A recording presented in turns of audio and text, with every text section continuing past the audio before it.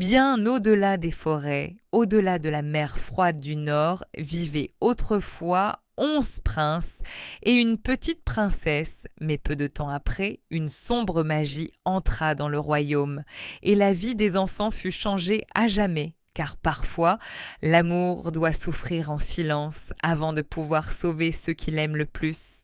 Le roi aimait profondément ses enfants, surtout sa plus jeune fille, Élisa. Elle était douce, silencieuse et d'une bonté infinie. Mais après de longues années de solitude, le roi épousa une nouvelle reine et dès son arrivée, une froideur étrange entra dans le château. Le sourire de la reine était magnifique, mais dans ses yeux se cachait quelque chose de sombre, quelque chose de cruel. Une nuit, tandis que le château dormait sous une pluie battante, la reine utilisa une magie interdite. Une terrible malédiction traversa les appartements royaux, et les 11 princes furent transformés en cygnes sauvages. Lorsque l'aube se leva sur le royaume, les princes déployèrent d'immenses ailes blanches pour la toute première fois. Leurs voix humaines disparurent, leurs mains devinrent des plumes, et avec des cris remplis de tristesse, ils s'envolèrent dans le ciel orageux. Seule Élisa resta derrière eux. Mais la cruauté de la reine n'était pas terminée. Elle raconta au roi qu'Élisa était étrange, méprisable et dangereuse. Peu à peu, le roi commença à croire ses mensonges et finalement, Élisa fut chassée du château, seule. Élisa erra à travers les profondes forêts pendant de nombreux jours et de nombreuses nuits. Le monde autour d'elle devenait toujours plus froid et plus sombre. Pourtant, elle ne cessa jamais de chercher ses frères. La nuit, elle dormait sous les arbres, tandis que le vent glacé faisait bouger les branches au-dessus d'elle. Le jour, elle suivait les rivières et les cris lointains des oiseaux, jusqu'au soir où, près du bord de la mer, elle les aperçut enfin, 11 magnifiques cygnes sauvages descendant du ciel. Lorsque le soleil disparut derrière l'horizon, les cygnes se posèrent nez sur les rochers près de la mer, et lentement leurs plumes disparurent. Les 11 princes redevinrent humains. Élisa courut dans leurs bras, enfin, ils étaient réunis. Ses frères lui révélèrent la terrible malédiction.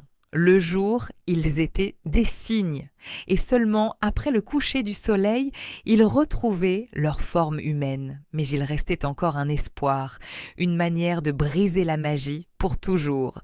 Élisa devait tisser 11 chemises à partir d'orties brûlantes, et pendant tout ce temps, elle devait rester totalement silencieuse.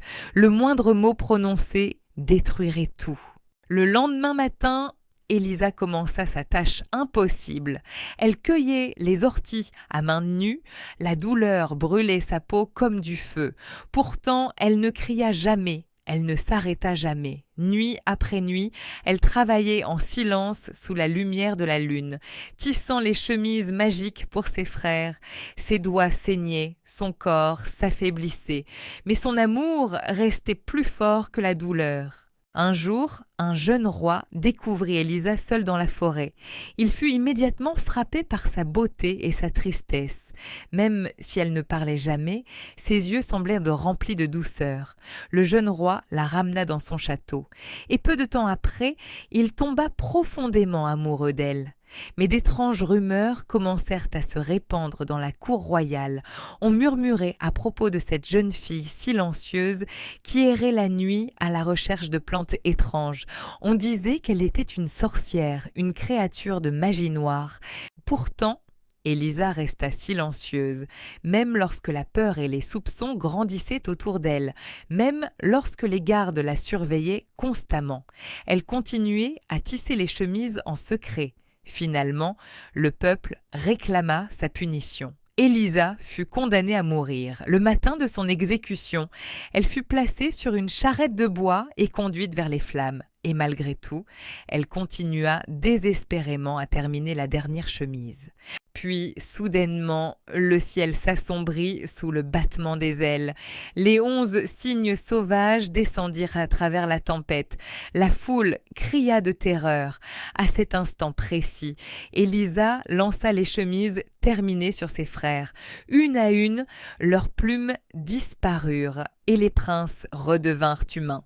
Seul le plus jeune frère gardait encore une aile de cygne, car Élisa n'avait pas eu le temps de terminer entièrement sa dernière manche. Enfin, Élisa parla, et elle révéla toute la vérité sur ce qu'elle avait enduré. Le royaume entier resta silencieux de stupeur. La malédiction avait enfin été brisée, les frères étaient libres et Lisa, qui avait souffert en silence pendant si longtemps, n'était plus seule. Certains actes d'amour demandent une force au-delà des mots. Et parfois, les cœurs les plus silencieux portent le plus grand courage de tous.